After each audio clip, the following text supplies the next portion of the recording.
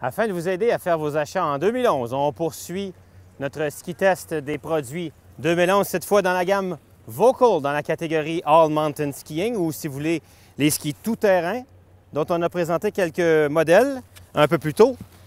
L'AC50, mais Unlimited. Un ski qui d'abord, au premier abord, est magnifique parce qu'on est revenu classique avec des appliqués de bois dans le cosmétique et qu'on n'a pas hésité, on a été courageux de faire un ski noir et encore au sommet avec des décalques et des appliqués de bois. Vraiment un ski superbe, très adulte, un look classique qui plaira aux gens qui n'aiment pas trop les choses qui sortent de la marge.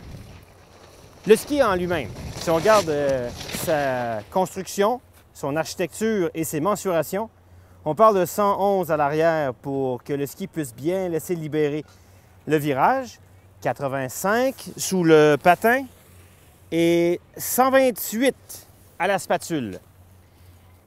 Pour un ski très large ici, on se retrouve à peu près avec la même configuration en ratio, les mêmes ratios de proportion que sur un ski de slalom.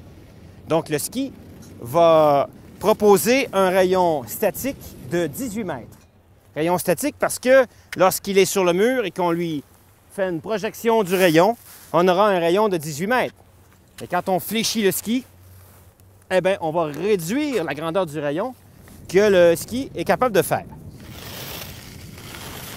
On va le pousser un peu plus fort. On n'est même pas dans une zone active. Regardez la puissance. Et sur la glace, avec un ski quand même relativement large au patin, à 82 au patin, et on est capable de carrer ça comme un ski de slalom. Parmi ses qualités, c'est certainement sa construction qui est faite en Allemagne, car même Volkl a commencé à fabriquer des skis en Chine.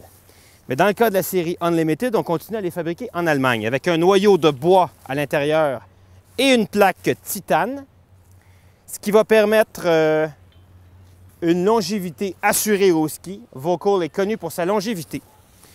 Sur le côté, nous avons ces espèces de rails de chaque côté du car, que j'appellerais des contreforts, qui permettent un appui plus solide sur le car. Et ce, de façon dégressive jusqu'au sommet de la spatule, pour qu'on puisse appliquer la pression de façon progressive dans le virage à partir de la chaussure. Ces contreforts permettent en même temps à la fixation d'être surélevée par rapport au côté du ski.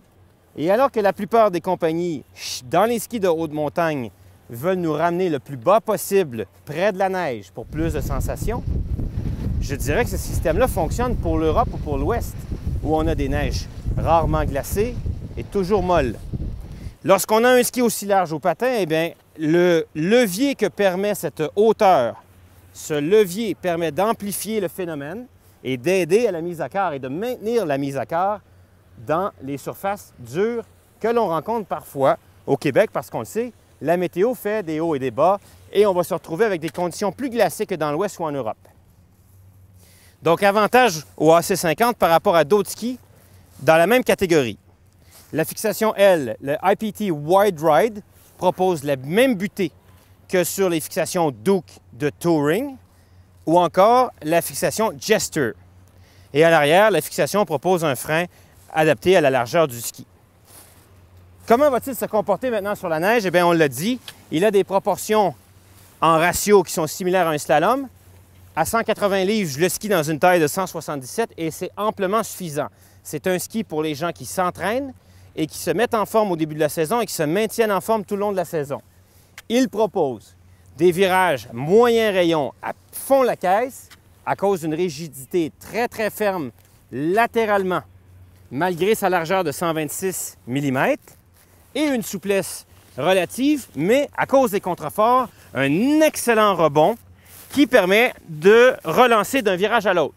Donc, à mon sens, au plan esthétique, au plan valeur du produit, résistance à long terme, qualité de la fixation, puissance en accrochage sur l'écart et son architecture et ses mensurations, il est pour moi en tête de la catégorie All Mountain de toute l'industrie en ce moment, le Volkl AC50 Unlimited.